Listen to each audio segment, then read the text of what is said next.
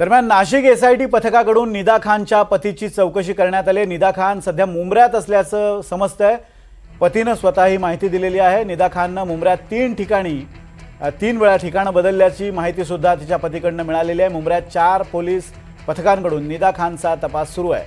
निदा खानच्या पतीला पोलिसांनी ताब्यात घेतलेलं आहे आणि या पतीकडून काही माहिती मिळाली त्यानुसार निदा खाननं 3दा आपल्या ठिकाणा बदलला आणि आता 4 पथकांमार्फत तिचा शोध सुरू आहे।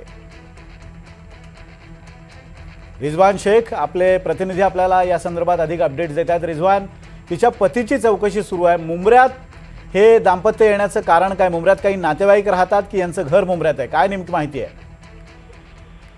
विनोद जी, नक्की आपण जर पाहिलं गेले 4 तासांपासून जे आहे ते नाशिक एसआयटी पोलीस जे आहे ते मुंब्रामध्ये दाखल झालेले आहे आणि निदा खान यांनी मुंब्रामध्ये खरं तर मागील 2 महिन्यापासून जे आहे ते मुंब्रामध्ये वास्तव्य आहे आणि निदा खान यांनी 3 वेळा आपल्या या ठिकाणी पत्ता जो आहे तो मुंब्रामध्ये बदलल्याची माहिती जी आहे ते त्यांचे स्वतः पतीने आणि नाशिक एसआयटी पोलिसांना दिलेली आहे आणि नाशिक एसआयटी पोलिसांनी स्वतः जे आहे ते त्यांच्या पतीला आपल्यासोबत घेऊन ज्या ज्या ठिकाणी निदा खान वास्तव्य होती त्या ठिकाणी जे आहे ते संपूर्ण पडताळणी केलेली आहे।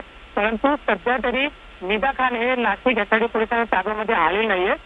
निदा खान यांच्या पतीचं म्हणणं आहे की निदा खान ही मुंब्रामध्येच आहे आणि त्याचमुळे जे आहे ते नाशिक पोलीस स्वतः निदा खान यांच्या पतीला आपल्यासोबत घेऊन जाय संपूर्ण नाशिक पोलिसाचं किंवा मुंब्रा येथील स्थानिक 3 टीम बनवून जायचे टोटल 6 टीम त्याच्यामध्ये तैनात करण्यात आले। 6 टीमच्या माध्यमातून ज्याचे संपूर्ण मुंब्रामध्ये धडाधडती जी आहे ती मुंब्रा पोलिसांच्या माध्यमातून आणि नाशिक पोलिसांच्या माध्यमातून सुरू आहे। त्या पद्धतीने आपण विचारलं की हे पहिले राहत होते, खरं तर पहिले हे भिवंडीमध्ये राहत होते आणि भिवंडीतून गेले 2 महिन्यापासून जे आहे ते मुंब्रामध्ये राहिले। कारण मुंब्रा हे गेले आपण पाहिलं तर स्वतःमध्ये घर आरामात उपलब्ध होतो, कुठलाही व्हेरिफिकेशन होत नाही, त्यामुळे अनेक जे आरोपी असो किंवा इतर लोक जे आहेत ते मोठ्या प्रमाणात मुंब्रामध्ये येतात। त्यामुळे निदा खान देखील गेले 2 महिन्यापासून मुंब्रामध्ये वास्तव्य होते।